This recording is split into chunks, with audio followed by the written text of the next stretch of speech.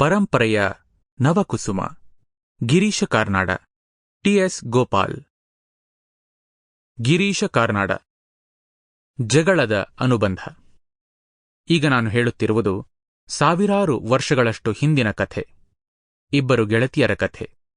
ಈ ಗೆಳತಿಯರಲ್ಲಿ ಒಬ್ಬಳ ಹೆಸರು ದೇವಯಾನಿ, ಮತ್ತೊಬ್ಬಳು ಶರ್ಮಿಷ್ಠೆ.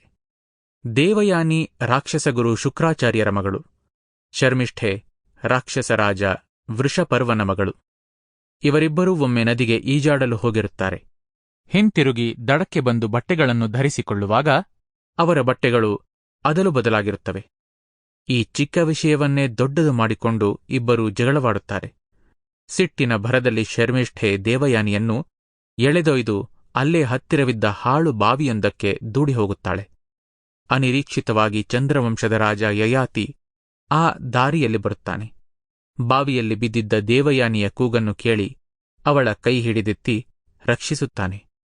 ಕುಮಾರಿಯಾದ ತನ್ನ ಬಲಗೈ ಹಿಡಿದ ಯಯಾತಿ ತನ್ನನ್ನು ವಿವಾಹವಾಗಬೇಕೆಂಬ ದೇವಯಾನಿಯ ಕೋರಿಕೆಯನ್ನೊಪ್ಪಿ ಅವಳನ್ನು ಮದುವೆಯಾಗುತ್ತಾನೆ. ತನ್ನ ದುರವಸ್ಥೆಗೆ ಕಾರಣಳಾದ ಶರ್ಮಿಷ್ಠೆ ತನಗೆ ದಾಸಿಯಾಗಿ ಬರಬೇಕೆಂಬ ದೇವಯಾನಿಯ ಷರತ್ತನ್ನು ರಾಜ ವೃಷಪರ್ವ ಒಪ್ಪಿಕೊಳ್ಳುತ್ತಾನೆ. ಬಹು ಹಿಂದೆ ರಾಕ್ಷಸ ರಾಜಕುಮಾರಿಯೊಬ್ಬಳನ್ನು ಮದುವೆಯಾಗಿದ್ದ ಯಯಾತಿಗೆ ಪುರು ಎಂಬ ಮಗನಿದ್ದಾನೆ. ಚಿಕ್ಕಂದಿನಿಂದಲೇ ತಾಯಿಯನ್ನು ಕಳೆದುಕೊಂಡ ಪುರುವಿಗೆ ಅರಮನೆಯ ವೈಭವದಲ್ಲೇನೂ ಆಸಕ್ತಿಯಿಲ್ಲ. ತನ್ನ ತಾಯಿಯ ನೆನಪು ಪದೇ ಪದೇ ಕಾಡುತ್ತಿದ್ದರೂ ಆಕೆ ಯಾರೆಂಬುದನ್ನು ಅವನಿಗೆ ಯಾರೂ ಹೇಳಿರುವುದಿಲ್ಲ.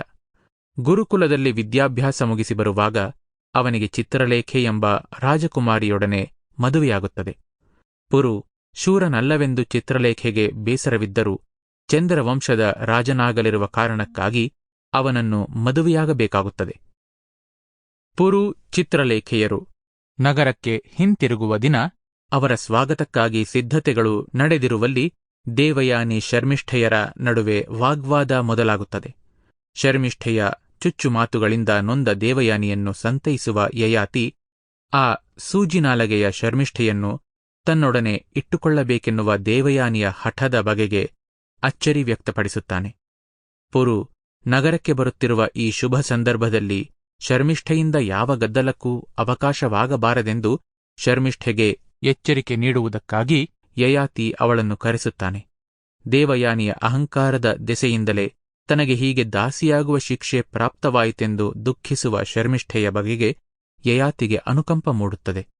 ತಾನು ಮನೆಯಿಂದ ಬರುವಾಗ ತಂದಿದ್ದ ಕರಂಡಿಕೆಯ ವಿಷವನ್ನು ಸೇವಿಸಿ ಸಾಯುವುದಾಗಿ ಹೇಳಿದ ಶರ್ಮಿಷ್ಠೆಯ ಕೈ ಹಿಡಿದು ತಡೆಯುತ್ತಾನೆ. ಶರ್ಮಿಷ್ಠೆಗಾದ ಅನ್ಯಾಯವನ್ನು ತಗ್ಗಿಸುವ ಸಲುವಾಗಿ ಯಯಾತಿ ಅವಳನ್ನು ವರಿಸಲು ಮುಂದಾಗುತ್ತಾನೆ.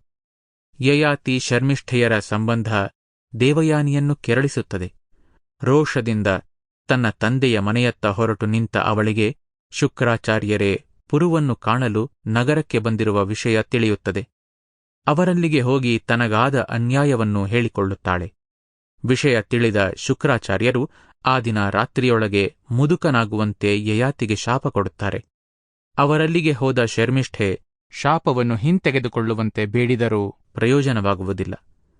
ಹಿಂತಿರುಗಿ ಅರಮನೆಗೆ ಬರುವ ಶರ್ಮಿಷ್ಠೆ ಶುಕ್ರಾಚಾರ್ಯರ ಕೋಪವನ್ನು ತಗ್ಗಿಸಿ ಶಾಪಕ್ಕೆ ಪರಿಹಾರವನ್ನು ಕೋರಿಕೊಂಡು ಬರುವಂತೆ ಪುರುವನ್ನೇ ಕಳುಹಿಸುತ್ತಾಳೆ.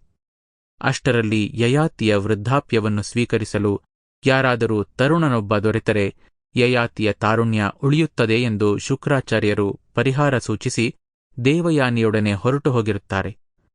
ಉಷ್ಯಾಪ ಶಾಪಕ್ಕೆ ಪರಿಹಾರ ದೊರಕಿತೆಂಬ ಯಯಾತಿಯ ಸಂತೋಷ ಬಹುಹೊತ್ತು ಉಳಿಯುವುದಿಲ್ಲ.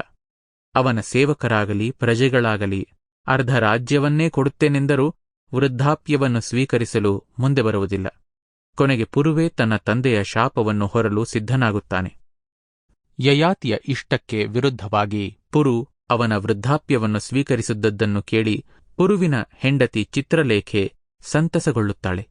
ತನ್ನ ಗಂಡ ಅಪಾರ ತ್ಯಾಗಮಯಿ ಎಂದು ಕೊಂಡಾಡುತ್ತಾಳೆ. ಆದರೆ ಶಾಪ ಹೊತ್ತು ಮುದುಕನಾದ ಪುರು ಎದುರಿಗೆ ಬಂದಾಗ ಅವನ ವಿಕಾರ ರೂಪವನ್ನು ನೋಡಲಾರದೆ ಕಳುಹಿಸಿಬಿಡುತ್ತಾಳೆ. ಅವಳನ್ನು ಸಮಾಧಾನಪಡಿಸಲು ಬರುವ ಯಯಾತಿಯನ್ನು ಧಿಕ್ಕರಿಸುತ್ತಾಳೆ.